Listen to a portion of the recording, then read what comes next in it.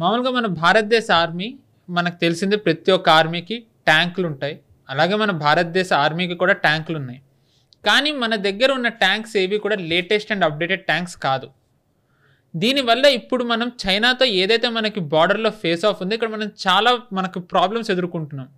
ఈ ప్రాబ్లమ్స్ని తెలుసుకునే భారతదేశం డిఆర్డిఓ కానివ్వండి, కొన్ని ప్రైవేట్ కంపెనీస్ కలిపి ఒక ట్యాంక్ని తయారు చేశాయి, జొరావర్ ట్యాంక్.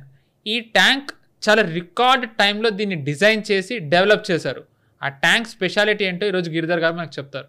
సార్, మామూలుగా మనకి జొరావర్ ట్యాంక్ అనేది ఇది చెప్పాలంటే ఇది ఒక హ్యూజ్ అచీవ్మెంట్. ఎందుకంటే మన భారతదేశం ఆర్మీ ఏవైతే ట్యాంక్స్ వాడుతుందో అందులో 2 సోవియట్ మేడ్, ఒక్కటే మన భారతదేశంది అర్జున్. అది కూడా కొన్ని దశాబ్దాల పాటు దాన్ని డిజైన్ అని, మ్యానుఫ్యాక్చరింగ్ అని, వీటిల్లో అన్నీ పెట్టారు. ఇవన్నీ కూడా హెవీ వెయిట్ ట్యాంక్స్. మనకి చైనా సైడ్ ఏంటి అంటే మనకి కొంచెం టెరైన్ డిఫికల్ట్ కాబట్టి అవి అంతవరకు వెళ్ళలేవు. సో ఆ టైంలో మనకి జొరావర్ ట్యాంక్ అనేది ఒక పెద్ద బూస్ట్ అనే అనాలి. సో ఈ జొరావర్ ట్యాంక్ ద్వారా భారతదేశం చైనాని ఇప్పుడు ఏమన్నా మిస్అడ్వెంచర్ చేస్తే మళ్ళీ నిలువరించగలదా? ఆ కెపాసిటీ జొరావర్ ట్యాంక్కి ఉందా? అండ్ ఏవైతే 3 ట్యాంకులు ఉన్నాయో వీటిని భర్తీ చేయగల కెపాసిటీ ఈ జొరావర్ ట్యాంక్కి ఉందా? మన దగ్గర ఉన్నటువంటి ట్యాంకులు T-72 T-90 ఏవైతే రష్యన్ ట్యాంక్స్ ఉన్నాయో, అలాగే అర్జున్ కూడా మనం చూస్తే కరెక్ట్గా నువ్వు చెప్పినట్లు అవి చాలా హెవీ వెయిట్ ట్యాంక్స్. ఇవి తయారు చేసిన దేనికి తయారు చేశారు? పాకిస్తాన్తో యుద్ధం చేయడానికి. పల్లాలు ఎక్కడైతే ఉంటాయో, ప్లేన్స్ ఎక్కడ ఉంటాయో ఆ ప్లేన్స్లో యుద్ధం చేయడానికి కోసం వాడుకునేది పనికి వస్తాయి. అవి హెవీ ట్యాంక్స్ కాబట్టి వెళ్ళగలవు, దాని కెపాసిటీ చాలా స్ట్రాంగ్గా ఉంటుంది, వెళ్ళగలవు. కానీ పర్వత ప్రాంతాల్లో ఎలా వెళ్ళగలవు? అవి ఇంత హెవీ ట్యాంక్స్ ఏదైనా పర్వతాలు ఎక్కడం, దిగడం, అక్కడ ఏమైనా ఇబ్బంది వస్తే కనుక ఇరుక్కుపోవడం, ఇటువంటి ప్రాబ్లమ్స్ ఉంటాయి. కాబట్టి కొంత వెయిట్ తక్కువ ఉన్నటువంటి ట్యాంకుల ఆవశ్యకత మనకున్నది.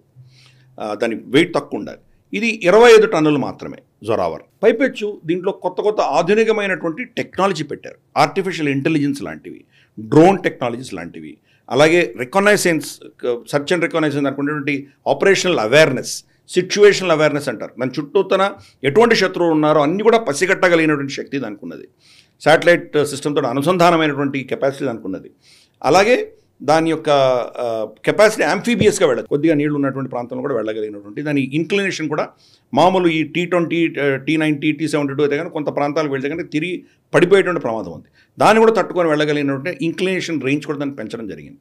సో ఇటువంటివి ఎన్నో అత్యాధునికమైనటువంటి టెక్నాలజీస్ దాంట్లో పెట్టడం వల్ల ఈరోజు జొరావర్ ట్యాంక్ అన్నది లిటరల్గా మన నైబర్హుడ్లో చైనా కావచ్చు, పాకిస్తాన్ కావచ్చు, వీళ్ళు ఎవరి దగ్గర లేనటువంటి ఒక పటిష్టమైనటువంటి అస్త్రంగా మన దగ్గర తయారైంది అని మనం చెప్పుకోవచ్చు. కాకపోతే ఇది ఇందాక చెప్పినట్టు 2 సంవత్సరాల్లో తయారు చేయగలిగాం. ఎన్నో దశకాలు పట్టలేదు, 2 సంవత్సరాలు. 2021లో అంటే 2020 గల్వాన్ ఘటన జరిగిన తర్వాత ఆ సమీక్షలో మనకు తెలిసింది ఏంటంటే ఈ హిమాలయ పర్వత శ్రేణుల్లో మనం దీన్ని తీసుకువెళ్ళలేము, పెద్ద పెద్ద హెవీ ట్యాంక్స్ అని. చిన్న ట్యాంక్ కావాలి అని వాళ్ళు నిర్ణయించిన తర్వాత 2021లో నిర్ణయం తీసుకుంటే ఈరోజు 2024కి అటువంటి ఒక ప్రోటోటైప్ మనకు వచ్చేసింది. సరే, ఇప్పుడు కూడా ఇంకా ఆర్మీలో డిప్లాయ్ అవ్వలేదు. అది 2027కి అంతా డిప్లాయ్ అవుతుంది, అంతవరకు మ్యానుఫ్యాక్చరింగ్ అవుతుందని చెప్తున్నారు. కానీ దాని ఫస్ట్ ట్రయల్స్ ఏవైతే జరిగాయో అద్భుతంగా రిజల్ట్స్ ఇచ్చాయి. మనకు ఇటువంటి నీళ్లు ఉన్నటువంటి ప్రాంతం కావచ్చు, అంటే అక్కడ చిన్న చిన్న నదులు వెళ్తుంటాయి, అలాగే అక్కడ సాఫ్ట్ శాండ్ ఉంటుంది, రాక్స్ ఉంటాయి, కొండలు ఉంటాయి, వీటిలన్నింటిలో కూడా వెళ్ళగలిగి అద్భుతంగా అది ప్రదర్శన ఇవ్వడము, దాని ఫైరింగ్ కెపాసిటీ కూడా, దాని ఎలివేషన్ కూడా చాలా అద్భుతంగా పెట్టడం, ఒక లైట్ ఫీల్డ్ గన్ లాగా పనిచేయడం, ఇవన్నీ ఆర్మీను ఒప్పేసుకుంది. నిజంగా వీళ్ళకున్న టెక్నాలజీ చాలా అద్భుతమైన వాళ్ళు ఒప్పుకోవడం జరిగింది. ఇప్పుడు ప్రొడక్షన్కి వెళ్ళాలి. ప్రొడక్షన్కి వెళుతూ ఉండగా వాళ్ళకు ఉన్నటువంటి ప్రోటోటైప్స్ ఏవైతే ఉన్నాయో ఈ ప్రోటోటైప్స్ అన్నీ కూడాను ఇప్పుడు మళ్ళీ టెస్టింగ్ వెళ్తున్నాయి. అంటే చలికాలంలో ఎలా పనిచేస్తాయి, ఎండాకాలంలో ఎలా పనిచేస్తాయి, వర్షాకాలంలో ఎలా పనిచేస్తాయి, డిఫరెంట్ టెరెన్స్ ఎలా పనిచేస్తాయి, ఆల్రెడీ డెమాన్స్ట్రేషన్ అయింది. కానీ వీళ్ళు ఫీల్డ్లో అలాగే తీసుకువెళ్తున్నారు. ఉన్నటువంటి ప్రోటోటైప్స్నే వాళ్ళు డిప్లాయ్ చేస్తున్నారు. డిప్లాయ్ చేసి ఈ ప్రొడక్షన్ వచ్చేంత లోపు దాంట్లో ఏమైనా ఇంకా అవసరం వీళ్ళకి ఏమైనా ఉన్నాయి, కొన్ని స్పెసిఫికేషన్స్ ఉంటే కనుక ఆ స్పెసిఫికేషన్స్ కూడా తయారు చేయడానికి సిద్ధంగా ఉన్నాం. మనం 2027 నుంచి డిప్లాయ్ చేసిన తర్వాత మొత్తం మన border line of actual control, చైనాతో ఉన్నటువంటి లైన్ ఆఫ్ యాక్చువల్ కంట్రోల్లో ఇవి డిప్లాయ్ చేస్తే కనుక మనకు ఉన్నటువంటి వీక్నెస్ని మనం పూడ్చగలం. ఈ వీక్నెస్ వల్ల మనకి ఏమైందంటే గత నెల, ఒక నెల 15 రోజుల క్రితం మన ట్యాంక్ ఒకటి మనకు లదాఖ్ ప్రాంతంలో అది వెళుతుండగా సడన్గా నది ఉప్పొంగడంతో దాంట్లో మునిగిపోయి మన సైనికులు చాలామంది చనిపోయారు. ఆ ట్యాంక్ దాంట్లో కొట్టుకుపోయింది. రిట్రీవ్ చేయడానికి చాలా రోజులు పట్టింది. ఎందుకంటే అక్కడ ఉన్నటువంటి పరిస్థితి ఎవరూ వెళ్ళలేరు. అక్కడ అంత పెద్ద నీళ్లు రావడము, నీళ్ళలో ఊబిలో కూరుకుపోవడం, దాన్ని రిట్రీవ్ చేయడానికి మనకు వెళ్ళడానికి మనకు ఎక్విప్మెంట్ ఏదైతే ఉందో అది కూడా మునిగిపోయేటువంటి ప్రమాదం ఉంది. అందుకని వదిలేసి నీటి మట్టం తగ్గిన తర్వాత మనం వెళ్ళి రిట్రీవ్ చేసుకున్నాం. మనం ఇదే జొరావర్ ట్యాంక్ అయితే లైట్ ట్యాంక్ కాబట్టి తొందరగా తప్పించుకొని రావచ్చు. కాబట్టి అటువంటి టెక్నాలజీస్ మనం ఇన్వెస్ట్ చేస్తున్నాం. మన వీక్నెస్లు ఎక్కడున్నాయో దాన్ని అధిగమించే దిశగా ఒక అద్భుతమైనటువంటి అస్త్రం ఇది జొరావర్ ట్యాంక్. Right sir. ఈ జొరావర్ ట్యాంక్ ఇందాక మీరు చెప్పారు వీక్నెస్ని అధిగమిస్తున్నామని.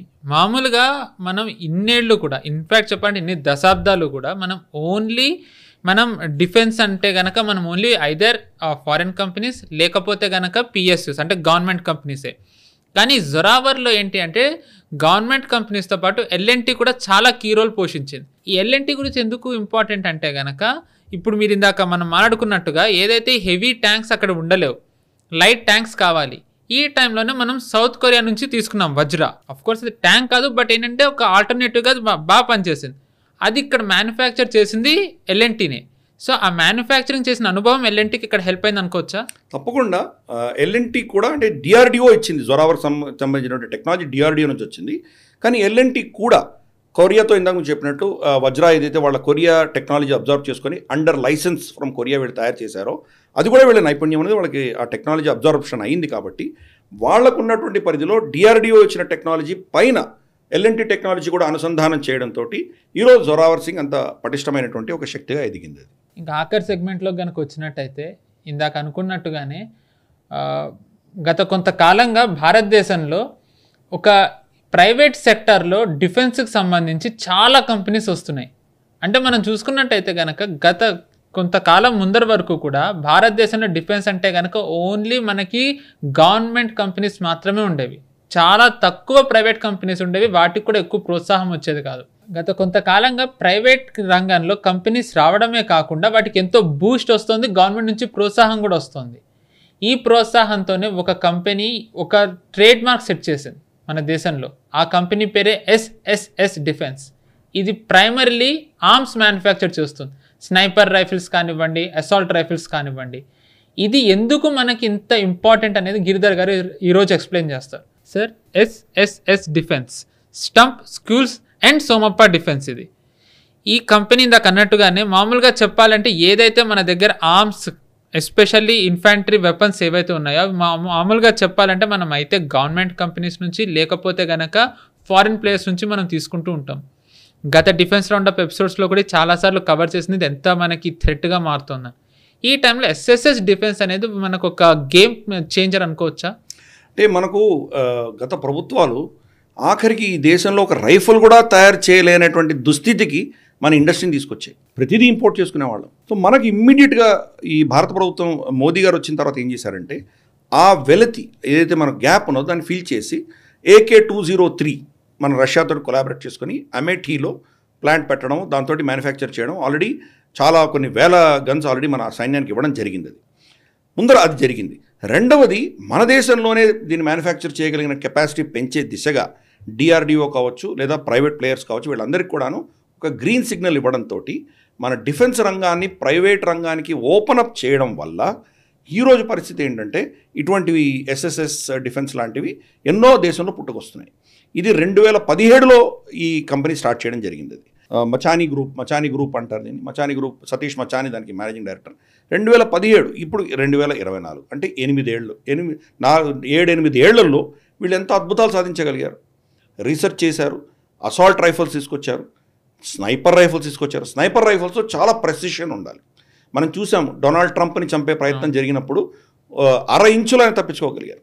1/2 ఇంచు కరెక్ట్ కొట్టుంటే ఆయన చనిపోయి ఉండేవారు ఈ పాటికి. కాబట్టి అంతటి కెపాసిటీ ఉండాలి. అంటే ఇది బహుశా వీళ్ళ దగ్గర 2 ఆప్షన్స్ ఉన్నాయి ఇప్పుడు ప్రస్తుతానికి.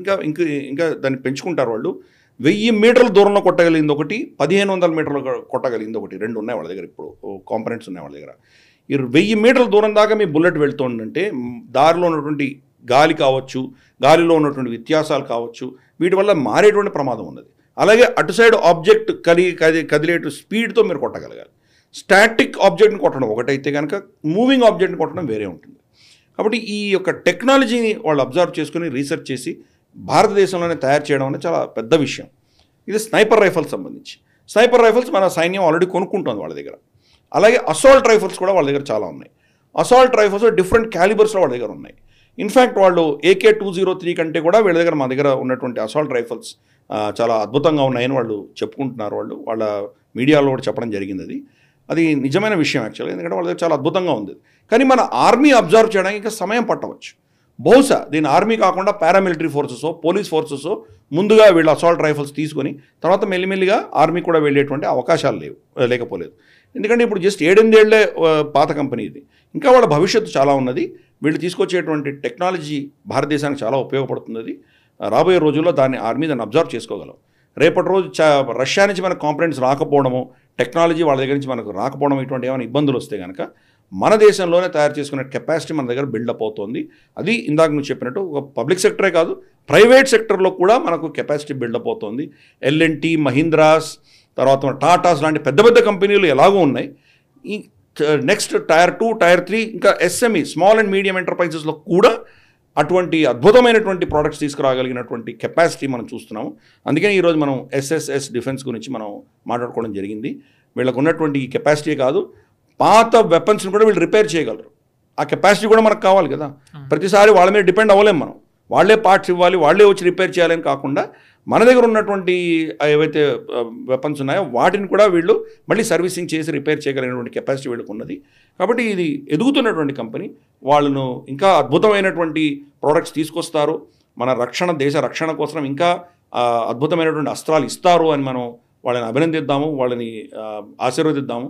ఈ కంపెనీ ముందు దేశ రక్షణకు చాలా ఉపయోగపడుతుంది. దేశ యొక్క ఆత్మనిర్భరతకు ఇది ఒక పెద్ద ఒక కంపెనీగా నిలబడుతుందని వాళ్ళను ఆశిద్దాం.